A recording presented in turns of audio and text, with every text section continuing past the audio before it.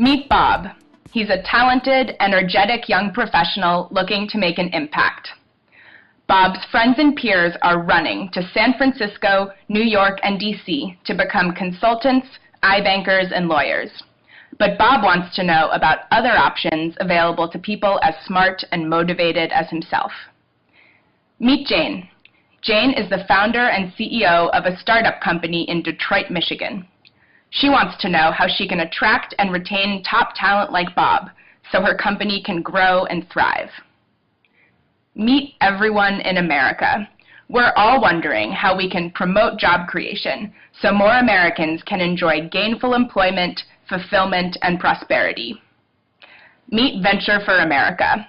We connect talented, highly motivated young people to start up companies in American cities that sorely need business development, like New Orleans, Cleveland, and Baltimore.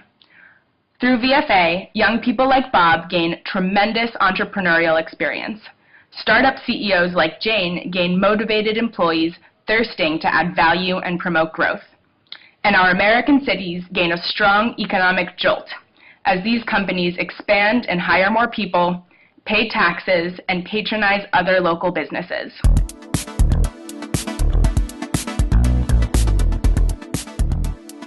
These are very ambitious, lofty goals, so we decided to distill them into something a little bit more immediate, which is we are going to create 100,000 new U.S. jobs by 2025. And for all of the discussion about job creation, we think this is actually pretty straightforward. You train them to become builders, job creators who will end up generating new opportunities. We have the talent, we have the resources, it's just being very, very poorly allocated right now. When it came down to deciding what I wanted to do after college, I thought I was going to end up in New York doing banking like a lot of my peers, but I just didn't have the passion for it. If you graduated from Harvard in 2011, there's about a 50% chance that you went to finance, law school, or management consulting.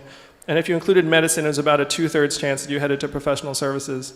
Now, these are obviously vital, crucial sectors of the economy, but we think that we may be at a point where we have a little bit too much of a good thing, and that there are diminishing returns from additional flows of talent to these areas. And we all know in this room that most of the economy occurs within that void, and certainly most of the growth opportunities and the companies that are going to end up being the companies of the future that create new jobs. If you're a brilliant young man who grows up in Florida and goes to Wharton, the odds of you going back to Florida and starting a business and creating opportunities, the odds are quite low. And the odds of you doing something in professional services are very high. So if you have this picture consistently for a couple of decades, you end up with an economy and a society that looks much like the one we all see before us today. That image of a city awaiting inhabitants and innovation captured me. We pair them with existing entrepreneurs and growth companies in cities that are somewhat downbeat economically. We select and train these college graduates, we match them with startups, and then they spend 2 years growing these companies.